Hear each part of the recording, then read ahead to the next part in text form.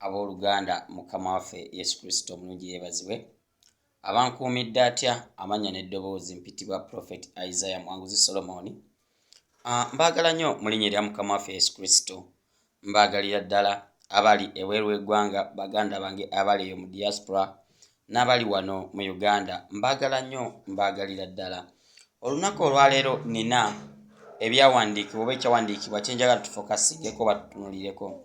Ezekeri 20:27 egamba nti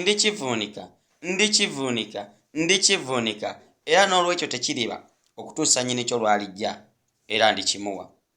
Muganda wange, sisita wange, waliwo ebintu ebyali byakuggyibwako mu bulamu buno obw'ensi. Ttaka ly'ewamwe baali kutwalako, baagana okuwa ekibanja kya maamawo mbu simanyi wano ku bukojja gwe tosikirawo. Biki ebyakunyagibwako? Bayibuli etugambye nti alikivuunika oyo Mwoyo Mutukuvu okutuusa nnyini kyo lw'alijja n'akimuwa. Boyfriend, wali omulabanga w'amaanyi mu bulamu bwo yakugendako? Munnange, boyfriend eyo yagenda yali tasobola kuwanirira kirabo kiri ku bulamu bwo kubanga wali w'amaanyi, wali wa bbeeyi. Katanga ate boyfriend oyo wa layisi negwe tewakitegeera, watunuulira mubiri. Nenga mu by'omwoyo ekirabo ekyali ku bulamu bwo oyo boyfriend yali tasobola kiwanirira. Waliwo Katonda gw'aleeta, waliwo Kristo gw'aleeta, gwe yali yavuunika ow'ebirooto byo, mulimu gwe gwali gwakuggyibwako. Waliwo Katonda gw'aleeta ogw'ebiro byo ogutagenda kufuga, ogutagenda kumalako mirembe, ogugenda okuddiza essanyu mu bulamu bwo. Kankuwa ekyokulabirako.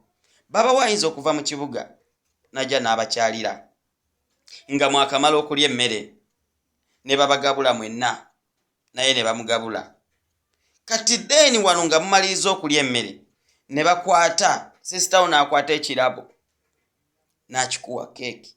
Mama ono agamba bannange Gideon temumuwa keeki, yakamala okulya emmere n'agijjawo n'agitereka mu kabada.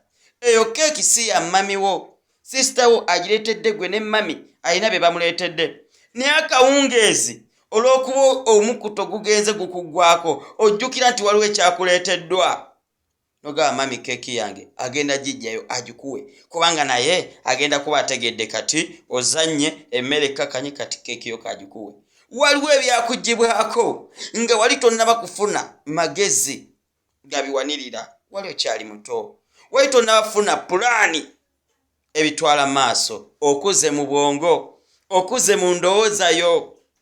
Bigenda kuddizibwa. Wasaba emmotoka wagisaba lwa mululu nga tolina na bizinesi esobola kuwanirira motoka eyo kugibeezaawo. Katonda amaze okuwa bizinesi, amaze okuwa ennyumba, amaze okuwa omukyala, akitegedde nti emirimu gyo kati gyetaaga emmotoka, agenda kuvuunika ekyo kye yali yatereka. Olw'okuba mu kaseera ako wali tolina pulaani, olw'okuba mu kaseera ako wali tosobola kiwanirira, kati ofunye amaanyi. Shakata yaralabokurakata seketereo yaralabokurakata sakataraba. Ofunye amaanyi, ofunye obuyinza obugenda okuwanirira ekyo ekintu, agenda kukikuddisa, agenda kukikuwa. Sigadde nze Prophet Isaiah Mwanguzi Solomon, commentinga, likinga ne YouTube yange Prophet Isaiah Mwanguzi. Mbaagala nnyo mu linnya lya mukama waffe Yesu Kristo. Mukama Katonda abanjagalire.